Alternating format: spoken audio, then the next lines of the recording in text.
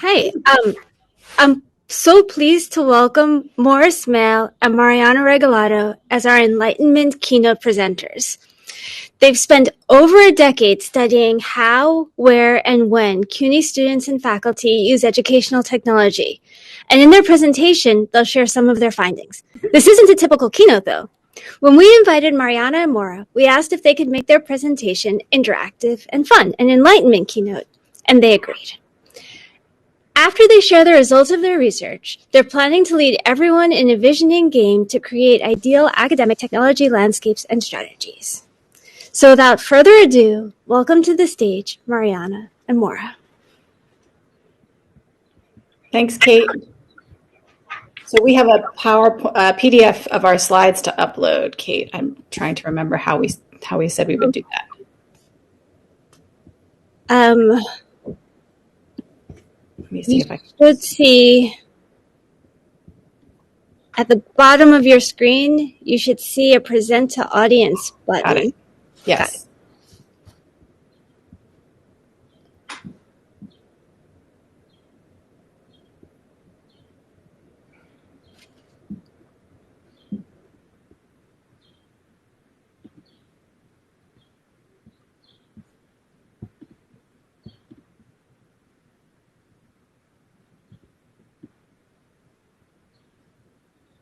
Thanks for your patience, everyone. Looks like our slides are bigger than we thought.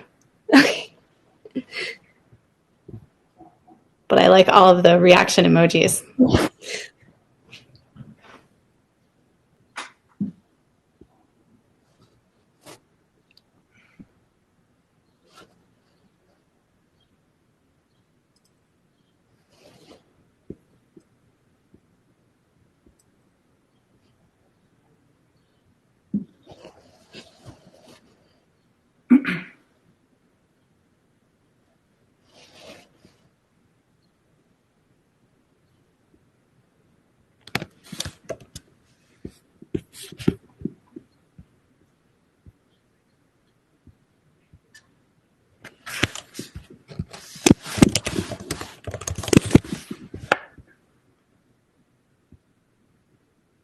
So Kate, I don't know how long you think we should wait, although I'm not sure if there's a possibility to share screens otherwise. I think this was the best way to do it. I think this is the only way to do it.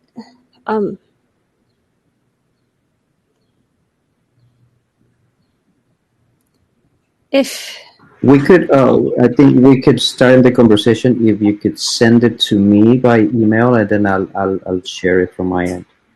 Okay, hold on 1 second.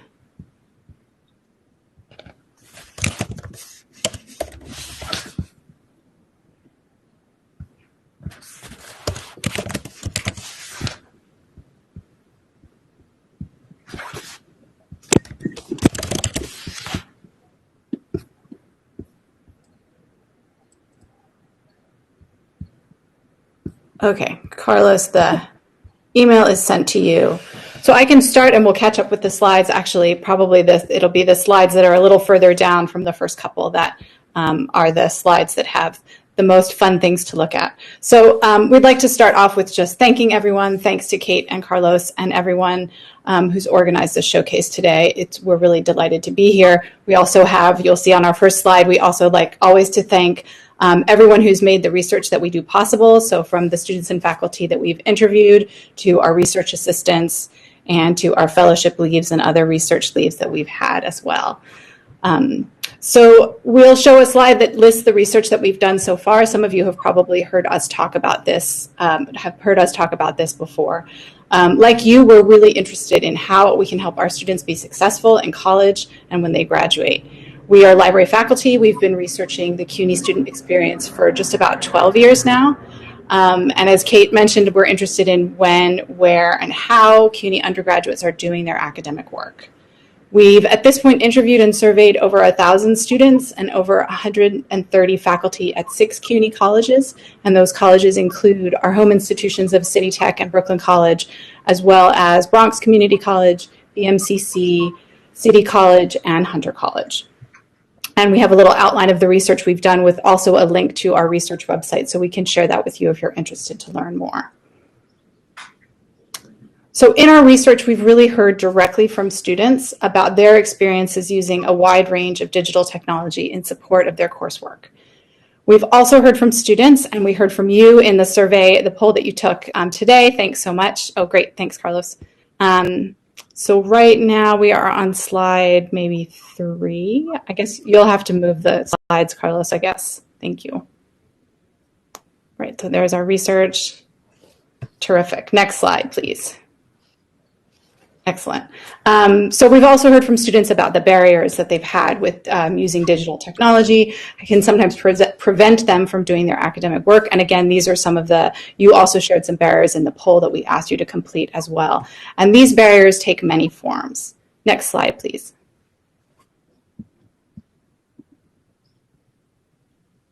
So on these slides, just to say some of the data that we're sharing, these are direct quotes from students and faculty.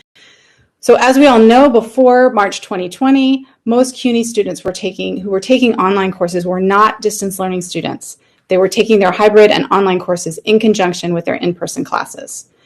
As we've observed in our libraries, and our research confirms, and you've also probably observed, students in hybrid and online courses were consistently using campus computers to complete homework, assignments, and exams, even exams in their hybrid and online classes. And we like to call this online learning with in-person technology. Next slide, please. We've also found in both our research and the Cuny Student Experience Survey that campus computer labs really feature large in student technology landscapes. As you can see, these are results from the 2016 Cuny Student Experience Survey. Students use computer labs for convenience. Maybe they have breaks between classes, or the environment is more distraction-free than what they have at home. They may also not have, as President Lemons mentioned, they may not have internet at home. They may not have the appropriate software at home as well. So this is from 2016, but we also wanted to note that in the 2018 Student Experience Survey, 76% of students reported that they used computer labs on campus at least once during the semester. Next slide, please. However, we've also heard from talking to students during our research that their experiences in the computer labs are more nuanced. They shared many frustrations with us, including long waits for computers in crowded and noisy labs, and the lack of mobility that laptops and smartphones can provide. They also have concerns about Wi-Fi on campus. Maybe the Wi-Fi is saturated, they're having connectivity issues, and this hampers their ability to effectively use the mobile technology that they do have access to. Many of our students noted that without Wi-Fi or data access, there were limits to the academic work they could accomplish on their phones, and even what they could do on their laptops or iPads on campus, especially for high bandwidth assignments like watching video. Next slide, please. It's really difficult to overestimate the critical place that printing had for our students. Many studies, including one by our Queens College colleague, Nancy Fosberg, show that students strongly prefer to read their academic texts on paper. Even students who had printers at home would often choose to print on campus to save money, because many of our colleges had a free printing allocation for students. And many faculty also required printed versions of the assignments. We've often heard from students that printing was a persistent pain point. The long lines before classes, they would sometimes organize their entire day around needing to print an assignment. And you probably also remember the crush of students in the computers in your labs and in your libraries on campus before classes began. Okay, next slide. Go ahead, Mariana. So I just want to say greetings to everybody and thank you as well. So as you are no doubt aware, mobile technology has been increasingly a critical component for our students' academic landscapes, and smartphones are now an all but universal technology for our students. And our students have told us they appreciate and have taken full advantage of various smartphone features in support of their schoolwork. They take photos of readings or notes on a whiteboard in class, even call numbers from the catalog before they head to the stacks. They use their smartphones anytime and anywhere to communicate with instructors and classmates, as well as to access the various digital platforms to check on requirements and due dates to complete work from any location. Given their long commutes, students also use their smartphones extensively to do readings and even writing on the commute. Barriers such as intermittent access to the internet on most subways led students to engage in kind of elaborate preparations involving photographing or scanning readings as well as downloading them to their smartphones so they would be able to read uninterrupted on the commute. In our research, we've seen expectations rise among students to be able to use their smartphones for any academic task, including interacting with Blackboard and Cuny First, as well as other applications their instructors use. Yet, student expectations for how mobile technology will work were not always being met. We heard from many students that it's just not possible for them to rely solely on a smartphone for all of their coursework. And they were frustrated when they encountered barriers. They struggled to view course materials or to type and interact with their schoolwork on a small screen. And this, in part, is what sent them to the computer labs. And while we don't have exact numbers, we do know that hundreds of devices, including laptops and iPads, were loaned at each campus, as we heard from the president of Lehman, as we moved to remote learning last spring to try to bridge that gap. And our CUNY students just simply haven't had the computing power at home that they needed to work remotely. Next slide, please. So looking at home, for some students, home really has been an ideal place for them to do their coursework, affording them a quiet space, access to technology. And one important advantage that students told us about of working from home in shared home spaces was that they had support from their family members. But many students don't have private or quiet space at home. And shared technology means lots of negotiating at home for some students, juggling academic needs with the needs of others in their households, like the student quoted here. And if you look at the photo, you'll see that's a very small end table next to a television. And that was the student's desk who took that picture. Student spaces undoubtedly became noisier and more crowded as so many have been at home during the pandemic, sometimes with lost jobs, others working from and studying from home. The fall 2020 CUNY Office of Institutional Research Student Survey actually found that 50% of students reported a decrease in the ability to do schoolwork, with one of the main reasons being changes in access to space. So a little bit of evidence for that. And again, some students just don't have much technology or internet access at home beyond a smartphone. Next slide, please. So as the president of Lehman previewed for us, broadband at home is not a sure thing. Many of our students don't have broadband at home. And generally across the US, broadband at home is down, with many people using their smartphone as the sole internet access. And you can see in this data from the Pew Research Center that only 57% of people with an income under $30,000 a year have home broadband, compared to 92% for those with income over $75,000. So that our students tend to fall in that lower income bracket. Increasingly, the exclusive use of smartphones for accessing the internet occurs at a higher rate for people of color and people in lower income brackets as well. Next slide. So in our research, students articulated frustration about perceived lack of technical and academic support.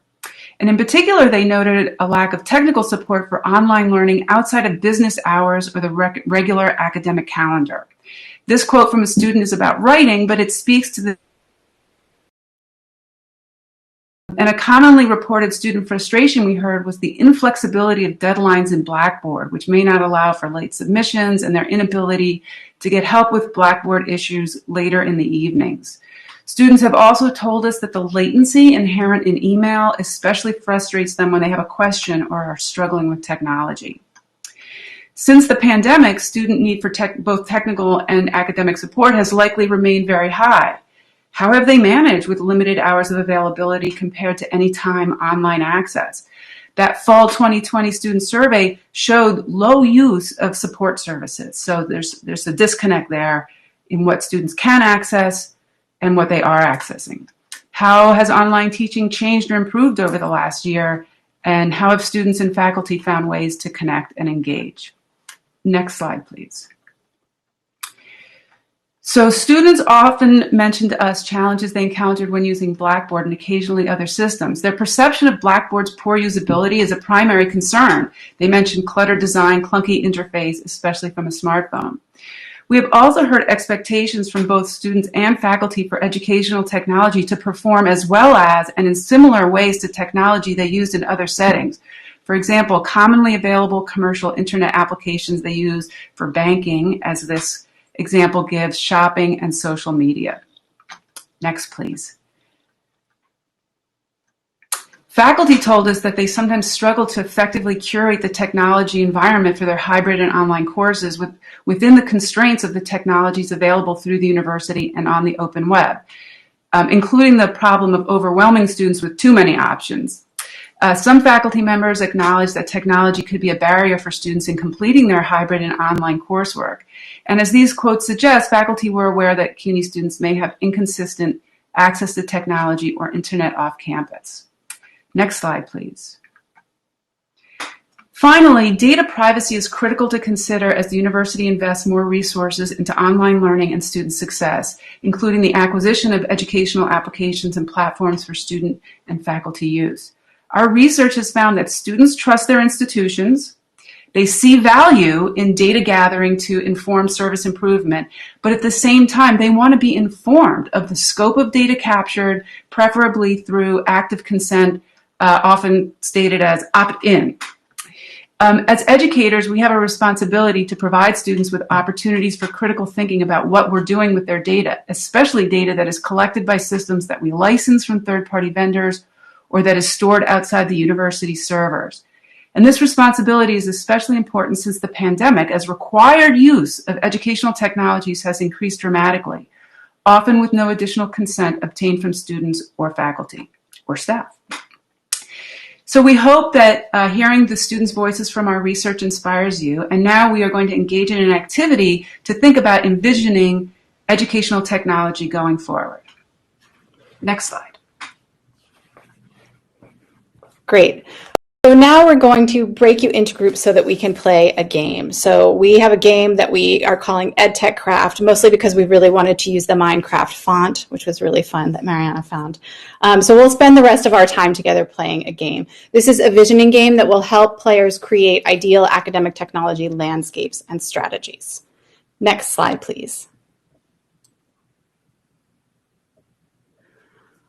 So what we're going to do is consider EdTech problems of access, connectivity, support, and privacy. And this was one of the reasons that we asked you to start thinking about some of the and sharing some of the problems that you've had this year. The problems that we've drawn for use in this game are concerns that students and faculty have shared with us during the course of our research. And since no institution has unlimited resources, but we all need to use EdTech in our work, each group will get 4 resource cards that provide affordances or place constraints for you to use in brainstorming solutions. So the 4 categories of resources are budget, so that's how much money do you have. You may have no money, you may have sort of a medium amount of money, you may have a lot of money. Technology, so that's what kind of technology do you already have. Again, there's basic, mid-range, and high-end or specialized. Time is another constraint that I'm sure we're all familiar with, right? So maybe you have a few weeks to have a solution in place, a semester, or even more than a year to plan. And then commitment.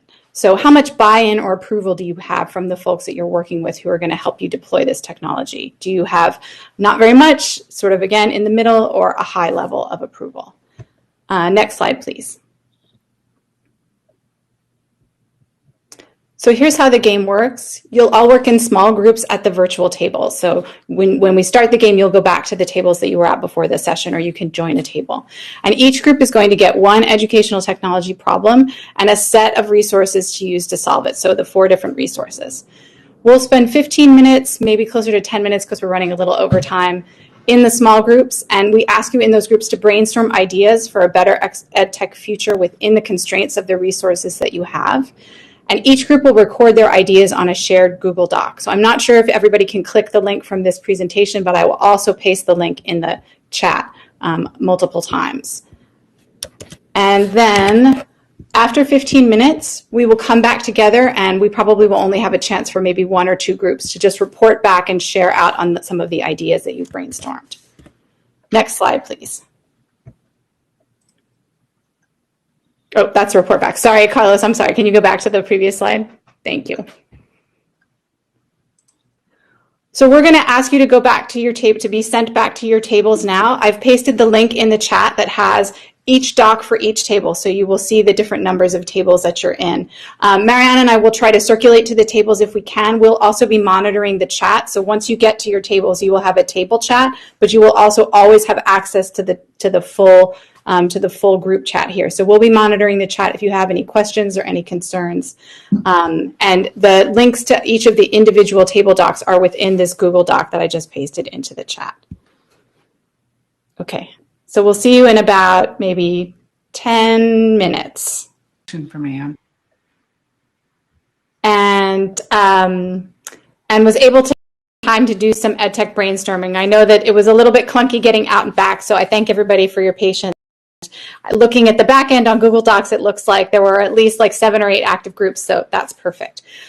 So we wanted to ask, at this point we're running a little bit over, so maybe 1 or 2 groups, if anyone would like to volunteer to report back, to share the EdTech problem that your group had, what you brainstormed to solve this with the resources and constraints, and how it would help support student success, and maybe a first step that you could take. So if you would like from your table to volunteer, you can use the raise hand button all the way on the right side of the interface. We can probably take 2 tables reporting back.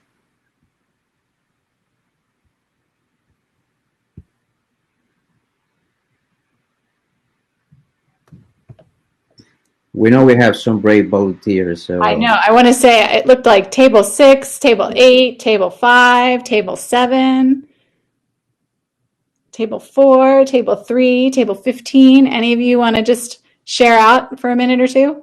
chat. Raised hand. Great. Hello. Hi. Welcome. Oh, is this me, Chica? Yes. Oh, hi. Now, I was not the note taker, but I thought our session was kind of fun. So I'm from table 4, and unfortunately, I can't find the name of the person who took all our notes in table. Okay. So if she could help me out here. Well, it would also be, here we go. Okay. Hi, I was the note taker on table 4. Excellent. Thanks, Julie.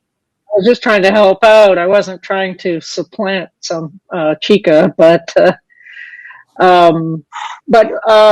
our problem was that we were teaching a combination of online and face-to-face classes, and you don't have reliable off-campus access to the internet at the times you teach. We presumed that meant at the time you were teaching your online classes, not the face-to-face ones, because presumably we understood that to mean you'd be going into campus sometimes for those face-to-face classes, but you weren't planning to be on campus at the time of your online classes.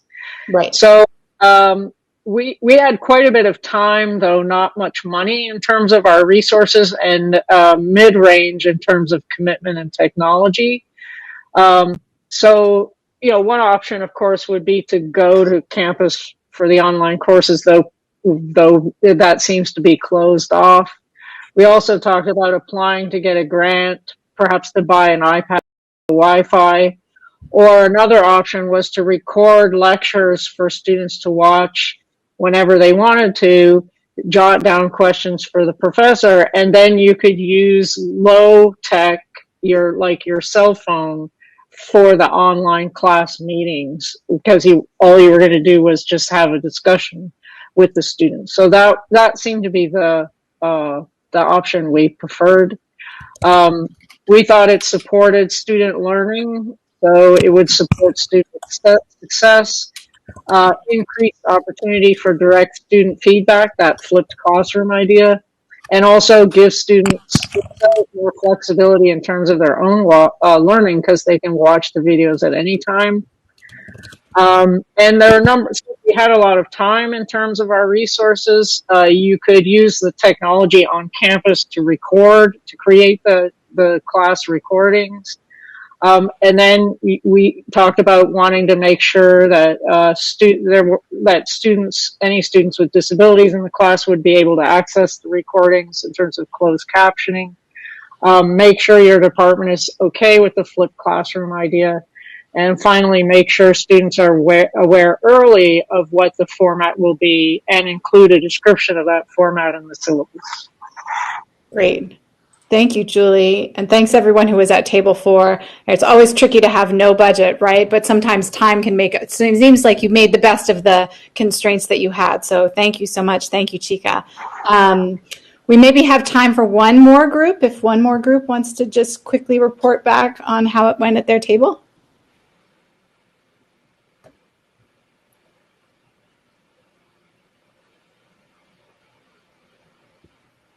And again, you can use the raise hand button on the right side.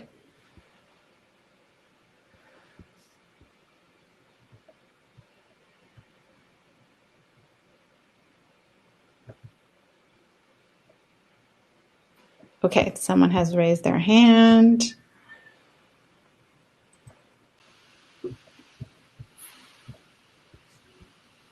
Great. Hi, Jody. Welcome. Hi. I don't really know exactly what to say, but I can't sit when you're waiting for someone to volunteer, so I'm the victim of that. But we really struggled to deal with the no budget, but our campus had. Can you tell us which table you were, Jody? Oh, we were at 6.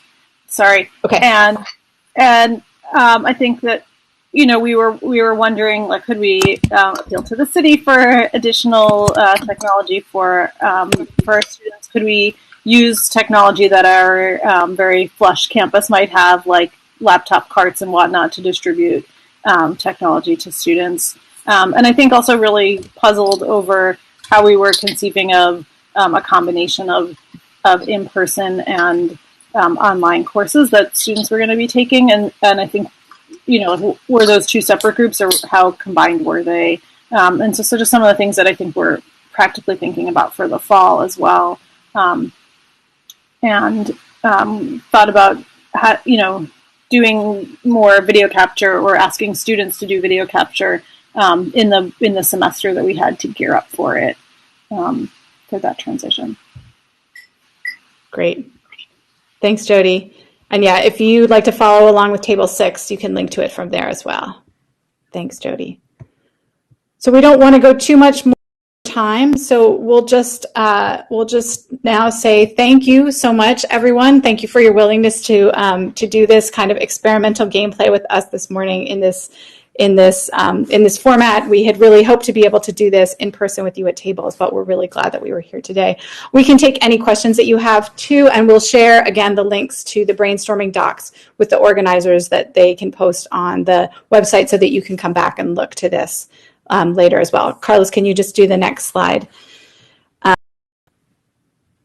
And thank you. And here are the links to our research. If you'd like to learn more about our research, here are the links to our website. So we can maybe take questions for like 2 minutes if there are any questions, but if not, that's also